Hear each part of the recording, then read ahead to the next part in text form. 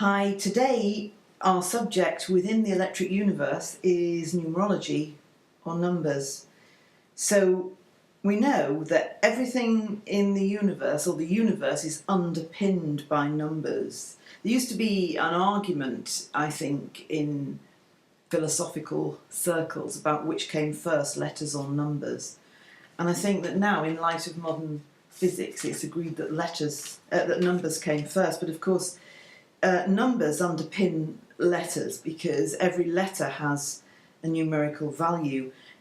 Numerology underpins astrology, but astrology essentially maybe goes into finer detail. I mean, there'll be numerologists who argue with this, but I'm not sure.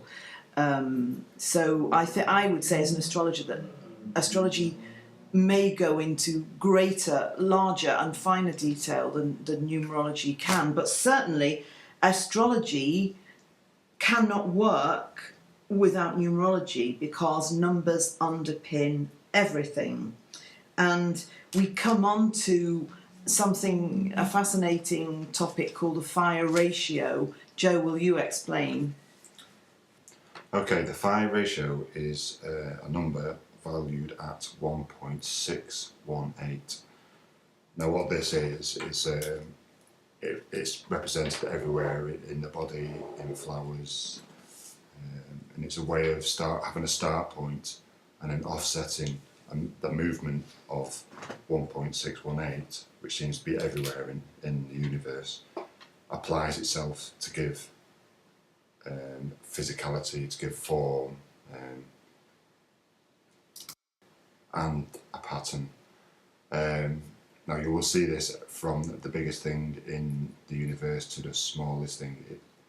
It's what could possibly bind the argument of the upper and the lower, the microcosm and the macrocosm, because the number is just everywhere in nature, in projects we build, in engineering projects it's important. I would say do your own research on this, but the number 1.618 is a very important number that runs right through the whole universe. Well, of course, there are different systems of numerology and systems of numbering that have been around since the time of Pythagoras and before. And we have people like Hermes Trismegistus and so on who worked extensively on numbers as patterns and numbers as a language. Names, for instance, have inherent value because of letters, because of the digits behind, or the numerical value behind them. So people go to name analysts, who basically are probably an extension of numerologists or the same thing. And changing your name is to change your number. If you change your name, you change your primary number, which in turn is changing your resonance or your frequency and signalling something new to the universe or to the world, and therefore getting something new back. To elaborate on that, I would say that the way to explain it is that every number, in a way, is a case-sensitive canvas to the electrical universe. So a digit can bring something alive, and this is possible because the universe is electric, isn't it? It is, and the flow of numbers from one stage to the next is what gives movement, it's what makes things grow. It's apparent, it's around us everywhere. Everything that you see moving is guided by numbers. Yeah, and the people think of numbers as, amounts of money or a sequence of time, but time itself, which is time is a subject all of its own. And it's a construct, or it's a process, but it relies inherently upon numbers. And I think that is a prime example of how the value of numbers is to a certain extent elastic. Yes. You know. Hence the decimal placings. Yeah, yeah. A good friend of mine who is no longer with us said to me once, in a very lucid moment, that if you get the right number, you can see through to infinity. If you find the right number, you can see through to infinity. If you harmonise with that number. Yeah. Yes. There's something called the that we were looking at before. It's the 528 hertz. 528 hertz, and if you Google it or if you look it up in some way, you'll see that it actually, when it resonates, if you resonate with it, it will actually begin to heal the DNA. Repair. It will repair. Repair. Yeah. The DNA system within humans. And it's a love frequency because it's a harmony. It's a harmonizing, or it's a harmonic, which brings in a force. And we're not talking about erotic or romantic love here. We're talking about the force which is essentially benefic and powerful within the universe. Is there anything else that you would add to that, Joe? Well, the 5 to 8 hertz is, again, it's like it's a big number. It's many numbers put together that makes the one, the whole. Makes a number 6, primary number 6, isn't it? Yeah. Which is probably completely academic to the whole discussion, but interesting. Yeah. But it's the only. I was going to say the only numbers that do exist in the universe is 1 to 9. Yeah, exactly. Prime numbers, aren't they? Prime numbers. What would you say in relation to the electric universe and the binary system? Well, if anything, this is something I'm actually I'm researching at the moment. Yeah, is it? In currently everything at the moment, computers, the way we think about things has a binary code which is 8 decimal placings. Oh, now, right. When they discover what quantum computing is, you'll find that binary coding will suddenly change from 8 spacings to 9 spacings. And 9 is the spirit that the 1 to 8 holds or creates. And that's what's missed out on all current, well, for example, the computers nowadays, they're all divisions of 8. And this is what makes them slow. What makes them slow? Really? Yeah, it's what makes them all cumbersome.